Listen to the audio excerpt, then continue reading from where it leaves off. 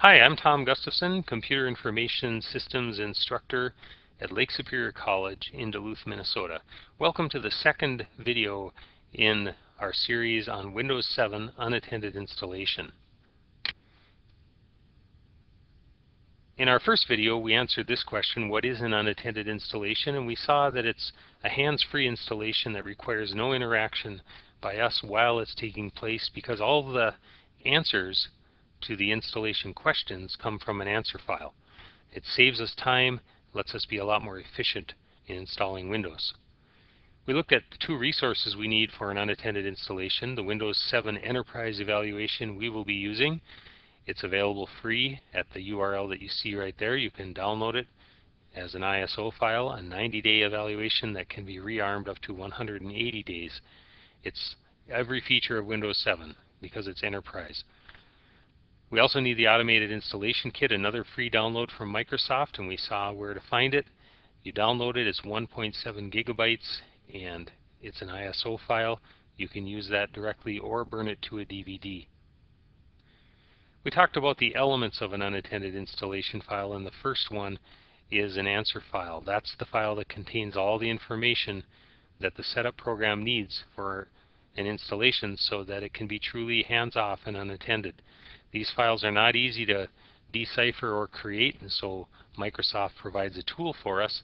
It's called Windows Sim, which is the System Image Manager, and it's a graphical interface that allows us to create these unattended answer files without having to type XML code. It's part of Windows AIK, again a free download from Microsoft, and this System Image Manager is still a little bit tricky to use, I think, so we'll take a look at it and try to simplify it a little bit for you. We're going to use a couple of things to create this answer file. One is a Windows image file that's on the Windows 7 DVD. This is an image of a Windows installation. It's in the Sources folder, and it's called install.wim. You create these WIM files with the ImageX tool that comes with the automated installation kit, where you can create an image of a complete Windows installation. We have an installation image on the DVD for us to use. The other thing that we'll need is the sample unattended installation file that came with the automated installation kit. When we installed it in the first video, this file, C Program Files, Windows AIK Samples, unattend.xml, was put out there for us automatically, and we're going to use that file to create our answer file. We're actually going to take that answer file, open it, look at it, make some changes to it, and save it as a new answer file. So let's next talk about the steps to an unattended installation. The first one is to install the Windows AIK, which we've already done. The program was easy to run, it was just a big file to install, and it includes all these wonderful tools for doing installations, and we've looked at some of them. The next job, and that's what we'll do in this video, is to create an unattended installation file using the Windows image file on the Windows 7 DVD, starting with that auto-unattend.xml file that the automated installation kit gave us, and then we're going to make some changes to it. So that's what we're going to do. Let's jump over to our virtual machine here, and now what I'm going to do is log on and go to the Start menu to All Programs and start up the Automated Installation Kit and begin loading the Windows System Image Manager. This is our graphical tool for creating the answer file that has all the answers the setup program needs to do a Windows installation. Now, we're going to need to first of all select a Windows image or catalog file, and this is where we're going to need one of those WIM files, which is an image of a Windows installation. And we have one, fortunately, on the Windows 7 installation media. So I'm going to go to my settings here and to my CD DVD drive, and notice that I still have the automated installation kit DVD in the drive. I'm going to replace that with this disk right here, which is an enterprise evaluation.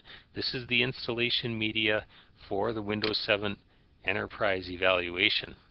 I'll click OK. So essentially what I've done on this virtual machine is I've just swapped my Windows Automated Installation Kit DVD out and put in the Windows 7 installation media. The reason I've done that is so now I can right-click right here and select a Windows image. I'm going to browse to that CD drive, the DVD, go into the sources directory, and this file right here, install.wim. That's an image of a complete Windows 7 Enterprise installation. It's 1.94 gigabytes in size, and I'm choosing that as my Windows image that I will use to create this unattended installation file. So now I have something that appears in this Windows image pane down here. It says Windows 7 Enterprise, and then I have components and packages. And I'm just going to expand components here and show you why I mentioned to you earlier that the System Image Manager can be a little bit daunting. Look at all of the options here under components. They all start with x86 Microsoft Windows, but there are lots and lots and lots of them. That can be a little bit scary when you look at all those options. Well, we're going to simplify it a little bit, and the way we're going to simplify it is we are going to open an existing answer file. Instead of creating one from scratch, we're going to open one. And recall that I told you that on our computer, when we installed the Automated Installation Kit, on our C drive, under Program Files, under Windows AIK, and under Samples, there is an auto-unattend.sample XML file. That's a sample auto-unattend file right there. So we're going to just open that one up, and it's going to associate this answer file with the Windows 7 Enterprise image. That's the one that I opened up here, and I will click yes. And now we have the answer file opened up, associated with an image, and ready for us to look at it and then to configure it as we wish. Now, before we move any farther, I want to talk about these 7 steps right here, which are called configuration passes. Windows PE, offline servicing, generalize, specialize, audit system, audit user, and OOBE system. OOBE, or UBI, stands for out-of-box experience. What are those 7 things that are listed there? So let's just take a little break from the System Image Manager, and let's talk about those 7 steps. They're called configuration passes, and these configuration passes are the phases of Windows setup during which settings are applied. And so when you set an option to take a configuration option that's going to be in your unattended answer file, it takes place during one of these 7 steps, and sometimes they can only occur during one step, like Windows PE. Other times you might have a choice at which step to apply them. But it helps to have just a basic understanding of what these are all about. First of all, the first one, and they are in a logical order here, is the Windows PE configuration pass. Remember now, Windows PE is the Windows pre-execution boot environment, and this is the first phase of the Windows installation or Windows setup. Windows PE options and basic setup options occur during this configuration pass, and you're going to note that there are quite a few things that are set, like the language, for example, is set during the Windows PE configuration pass. Some of these other ones in the middle here aren't going to be used a whole lot, at least not by us. Offline servicing is for applying updates, packages, and drivers to an image. Specialize, we'll play with something in here for fun. System-specific information like network and domain settings. What I'll show you is how you can set Internet Explorer settings in this Specialize configuration pass. Generalize is used only with sysprep, and if you don't know what sysprep is, it's a way to generalize a computer so that it takes away the things that should be unique on every computer, like this security identifier, computer name, and things like that. These 2 audit items, audit system and audit user are only used during audit mode, and we're not going to be concerned about that either. And the last one is actually going to be used quite a bit. So the first and last are the ones we're most concerned about. The out-of-box experience system. These are the settings that are applied before Windows Welcome. And the out-of-box experience is basically what you see if you buy a brand new computer and turn it on the first time. You're asked a bunch of questions about settings for Windows. That's your out-of-box experience. And that's the last phase of these 7 configuration passes. Okay, so now that we have a basic understanding of the configuration passes, let's talk a little bit, before we close off this video, about what we're going to be doing in the System Image Manager. I'm going to look at the first configuration pass here, Windows PE, and notice that a couple of items, Windows International Core WinPE, have been chosen. That's one of them. And look down here, there it is right here, Windows Set International Core WinPE. So this item down here in the Windows image has been selected to be included in our answer file. And there are settings related to it. If I just click on this item, the International Core WinPE, notice the input locale, system locale, the UI language, and the user locale have all been set at English US, United States English. If I expand it, the setup user interface language is also set to English US. Here's another one, Microsoft Windows Setup Neutral, and if I go down here in the Windows image and scroll down a little bit, there it is right there. So that one's been selected to take place during the Windows PE configuration pass as well.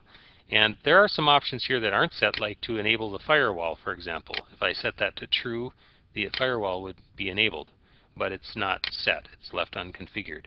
There are some things that are configured here, though. However, disk configuration, for example. This is actually what allows us to run this unattended installation on a system that has a non-partitioned, non-formatted disk. And this will actually create the partitions on our disk. It's going to create partition number 1, a particular size, and it's going to create partition number 2. It's also going to modify the partitions. Notice it's going to be formatted with the NTFS file system, as is this one, and it's going to have a label, either Windows or System. So it's going to create a System partition and a Windows partition. And so this is telling the setup, which happens early on in the Windows PE configuration phase, to actually create partitions and format them. So we can start out with a non-partitioned, totally blank disk. And then we're telling the operating system to install to disk 0 partition number 2. And then under user data, product key, right here it says replace with product key. If we were doing a normal installation, we'd put our product key here. Because Windows 7 Enterprise does not require a product key, we can just leave this blank. So that gives you a basic idea of the Windows System Image Manager and these 7 configuration passes. We'll continue on by looking at some of the other components here, and we will also add some components as well so that we can learn how to configure this unattended installation file. And we'll do that in the next video.